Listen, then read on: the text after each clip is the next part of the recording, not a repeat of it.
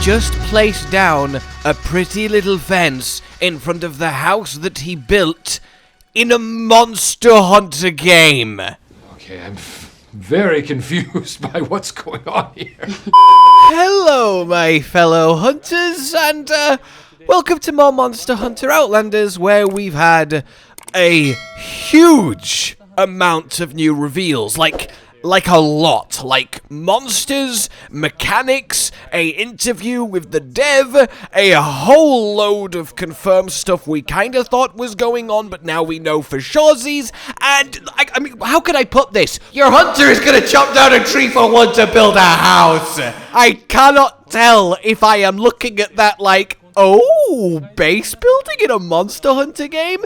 Which is kind of something I've wanted and talked about for the longest time, though I always said from sort of more of an RTS top-down perspective, but the idea of, you know, the classic survival-y game, your arcs of the world, where everybody builds these ridiculous fortresses, but in a literal Monster Hunter world? I mean, it's getting more and more Pal World by the second, and I can't deny it's just kinda, I'm already reaching the point after 2 days of reveals where it's, you know what, fuck it, just go mental with this, we'll give it a go. If the monetization isn't predatory and just awful, it's probably gonna be a bit of fun at absolute worst. So, you know, I realize that's a big if, and as I said when I first talked about it, and I still maintain, cautious optimism is the way here, but undeniably by the day, this is turning into one of the most mental yet kind of exciting Monster Hunter projects I think we've ever seen. So now I'm going to let you, well, enjoy my first reaction to everything that gets revealed in this interview, and then we'll talk a little bit more at the end. So, here we go. Whew, okay, alright. I don't know why I sound nervous. Actually, no, I do know why I sound nervous, because I am kind of nervous. This is the first big look, right? We've had little trailers, the splash art, bits of articles and pieces, and we know patchwork of what's going on here, but this is supposedly 6 minutes of literally the producer telling us what's what. And bottom line, I love Monster Hunter, and I think I can speak for me, because I'm me, but also you guys when I say that in the ideal La La Land wonderful world, we all want this to be a good game that treats its players with respect. If that happens, that's fantastic. And this is like the first little glimpse of us being able to find out if that's what's going to happen. See if they get Monster Hunter. And with Capcom directly involved and partnered, that seems more likely than not. But hey, let's get into this. So this, yes, is the producer, and they are working, literally with also a producer at Capcom, which we do know. He was part of Frontier, also Rise and Sunbreak, so there certainly is pedigree there, and he obviously gets Monster Hunter. Again, Frontier, Rise, and Sunbreak. So that's immediately heartening to actually see him having a little chat to us, and it's actually going to be both of them, which is really, really good. Alright, how did this actually come to be then? Okay, that's what you want to hear, alright? You want to see the makers of a Monster Hunter game sat round a table, playing with a Zenoga figure. I mean, they could choose a better monster, just saying, and actually loving the game.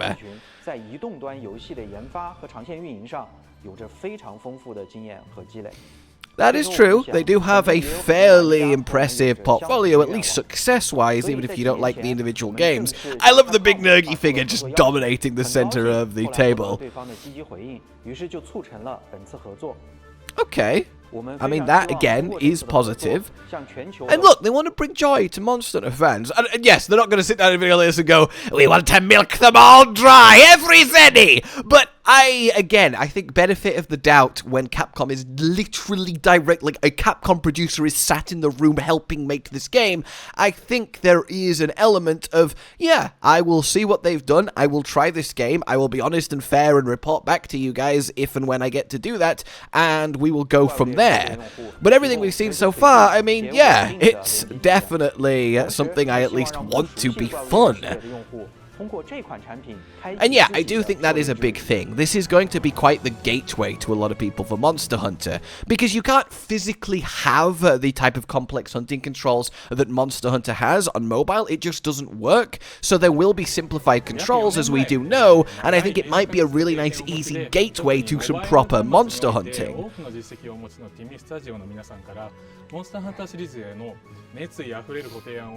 I just really want to hear that there will be a PC option for it.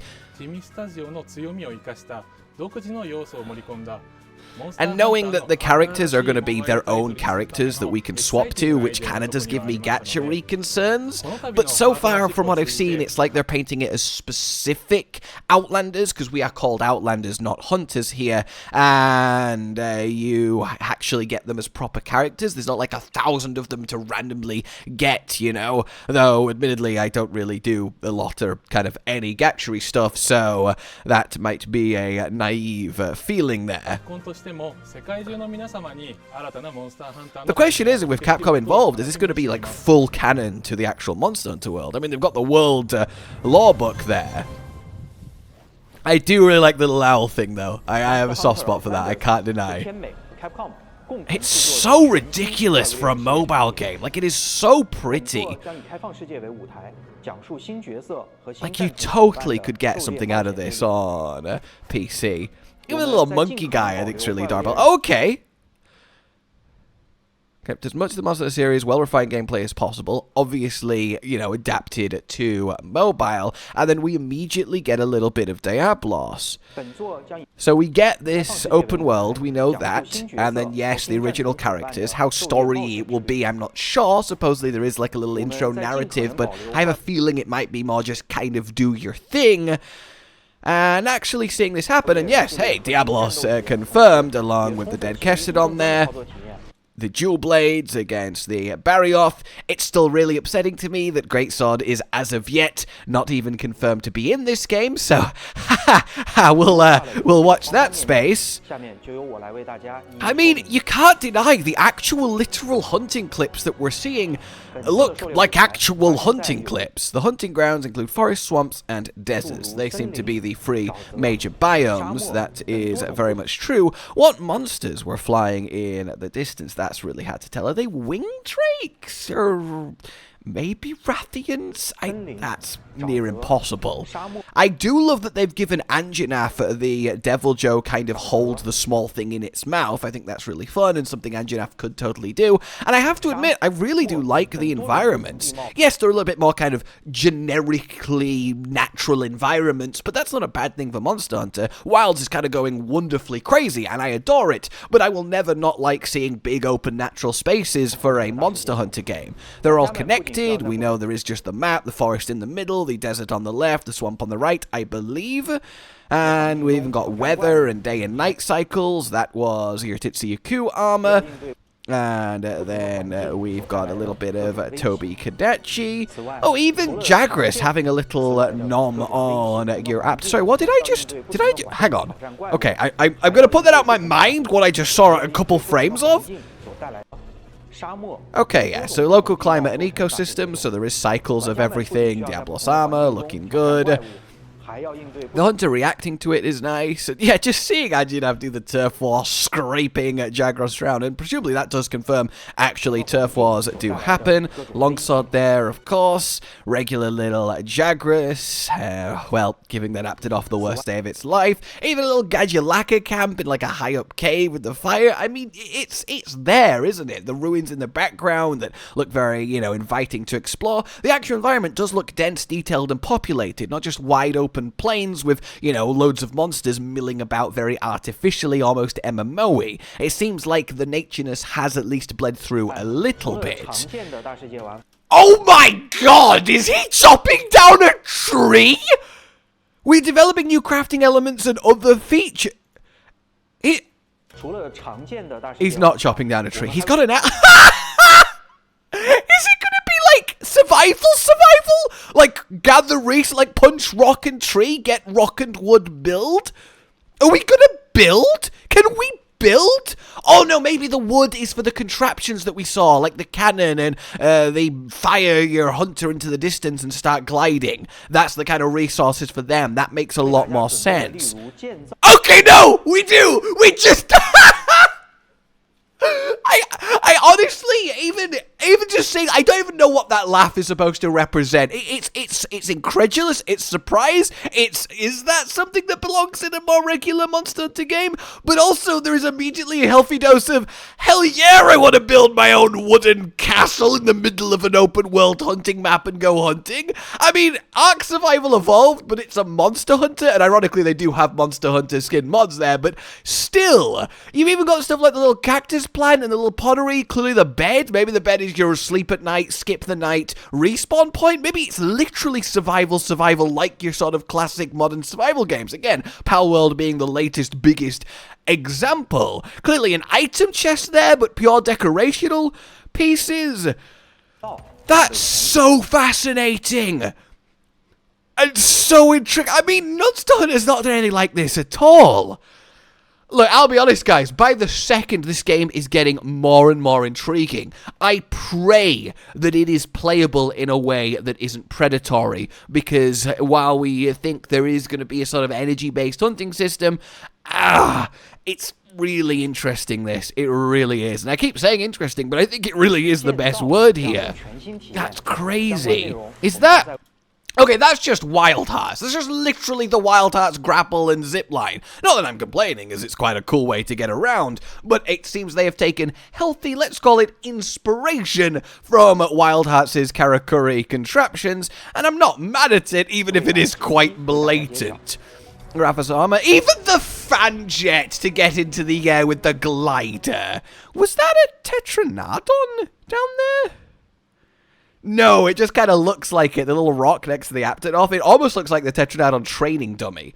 But yeah, the environments, once again, do look really, really nice. I wonder if you can customize the glider. So we're back with the Diablos. Okay, this is quite good. The armor, I'm still really torn on. On one hand, it's a cool set of armor, but on the other hand, it's a bit more kind of generically fantasy that you see in these types of games versus actual Monster Hunter armor. Whereas the bow, this take on a Pookie bow, is absolutely gorgeous.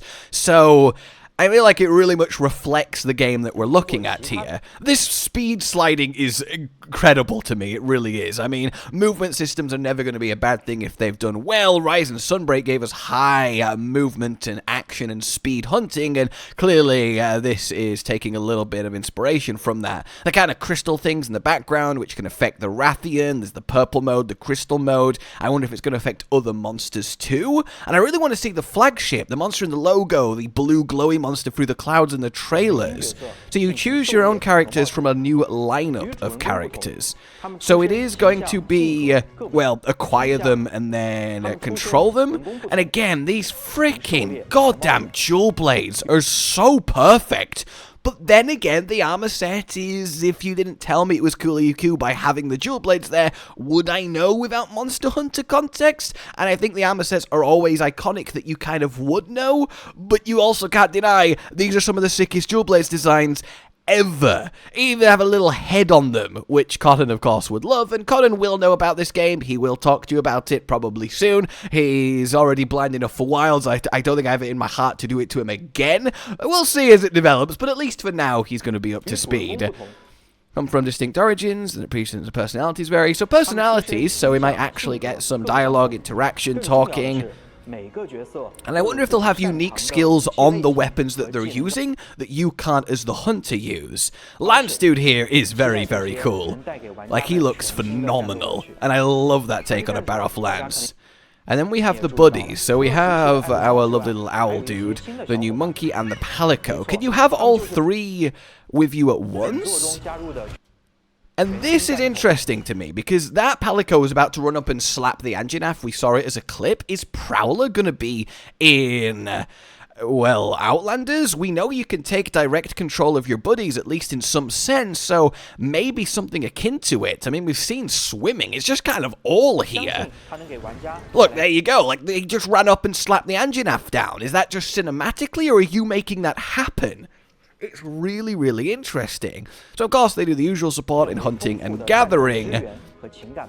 And then this is just wonderful, being able to put down a little hunting cannon like that.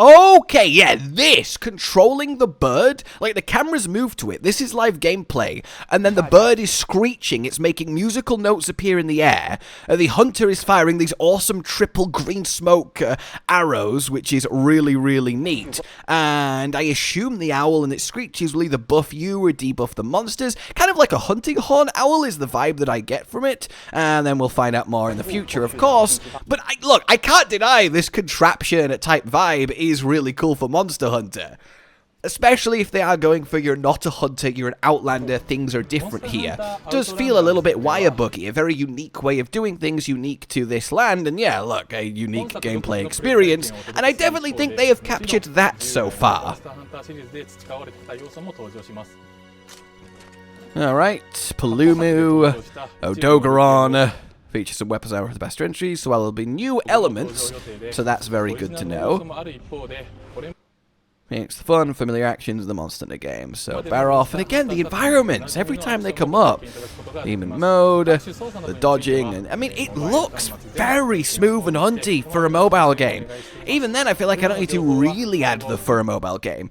Ooh, did we have like the iframe dodge there? Was that a bit dodge bolty? So this has been in production since essentially Iceborne kind of finished and Rise and Sunbreak rolled on. Like, it's had a good couple of years plus. So seeing moves taken from stuff that's happened during that and since then isn't outlandish. A 5 spread as we go up, and yeah, the iframe dodge, that's very wildsy. That might actually have come from here. I'm sure the teams speak to each other and what they're thinking of implementing. It's entirely possible that that being in Outlanders is why it's in Wilds. That would be funny. And we got more longsword with your purpley Rathian. Monster Hunter Outlanders では Yeah, we like our Diablos. Multitude. Kuliaku! I mean, obviously we knew he was in from the character, but it's great to see him. Same with Pookie, Baroth, and of course you can do your multiplayer hunts, which is nice to actually have confirmed. Regular Rathian, not the kind of souped up version, which does make me think that it can kind of happen to everyone. Yeah, definitely noticed. Yeah, that's the... Okay, this is Rathian who has mutated and become more ferocious due to certain environmental conditions, i.e. I'm assuming exposure to these mysterious orange crystals. And then perhaps they turn purple like that and it's like a stage 2, an even more powerful mode. Full-on demon dance there. That's really good to see. Okay, the story. So there will be a story. It's not just plonk, here's a world, build a house. And you could build a house. Sorry, I just came back to me again that we saw literally chopping down trees and building a house. Vigor Wasp, so there's environmental, there's even endemic life to interact with, so that's going to happen. It's going to fill the world out even more. Like, my GOG. I do just kind of want to really try it, more than anything. I have never been more intrigued, interested, confused, excited, and apprehensive over a game in my life. We will look forward to further announcements. 今回ティミスタジオさんとのパートナーシップについて2020年の発表ぶりとなりますが、ティミスタジオさんから使われてきたモバイルゲーム Oh, that purple fire fireball. Maybe all those figures are confirmed monsters if we read really into it. Monster Hunter Outlanders の情報をお届けさせていただきました。 I mean, I just really can't deny it looks like it should. It looks like it plays like it should. How soon is soon? And PC, please? Alright, you're back to present me, who's at least digested all of that a little bit more. What a trip, right? What an absolute wild trip. Sorry, Outland trip. So yeah, that's a whole load of new confirmations, and... again, I keep saying it, but cautiously optimistic. It is absolutely mental, but not in a way that I necessarily, like, intrinsically hate. I do think it is almost got a veneer of too kind of generic. Like, it looks like a lot of high-graphic mobile games, that kind of thing look. If you took the Monster Hunter skins out, it would be hard to tell what it was from a lineup of games, but at the same time, is that just a limitation of it being a mobile game that's that ambitious and that open world? I don't know. I'm not mad at the idea of building our own bases in a big open world Monster Hunter game. I'm not mad at the actual hunting gameplay we've seen and how much it looks like actual hunting gameplay. And look, as I said at the start, we should, as Monster Hunters, want this game to be good and fun. And I feel like, at minimum, it is certainly going to be a novelty for a while once we can play it, and I want to be, and honestly am optimistic about it. The monetization is going to be everything. But if you told me I'm going to show you a trailer and some gameplay and an interview for a new Monster Hunter mobile game, my initial reaction would be, okay, go on then. But then having seen everything, and especially this now, and the developers, and them talking about it, and the clear, actual, at least a bit of understanding and love for Monster Hunter itself on display, although you've got to take it with a pinch of salt, it's a promotional video, I mean, I am in a much better place than I expected to be before all of these reveals, and I think that's really important. In any case, yeah, I can only be fair to the game, judge on what we do know, and not on what we will speculate will happen. When it happens, it will happen, and we will proceed from there. For now, though, tell me what you think about resource gathering and base building, in that sense, in Monster Hunter. Wow, okay. Like you've enjoyed this, subscribe to the bell for more, consider supporting the future channel on Patreon down below, and until we meet again, a goodbye. Josh, Cotton, and Hollow with the videos, dropping the humor like a hammer on your tippy toes, bringing entertainment on a daily arrangement to take our insanity and turn it into entertainment. Yes, I said entertainment twice, to reiterate that it is nice to look into your faces on a mostly daily basis when you let us in your homes to make the whole world a stage. Goodbye.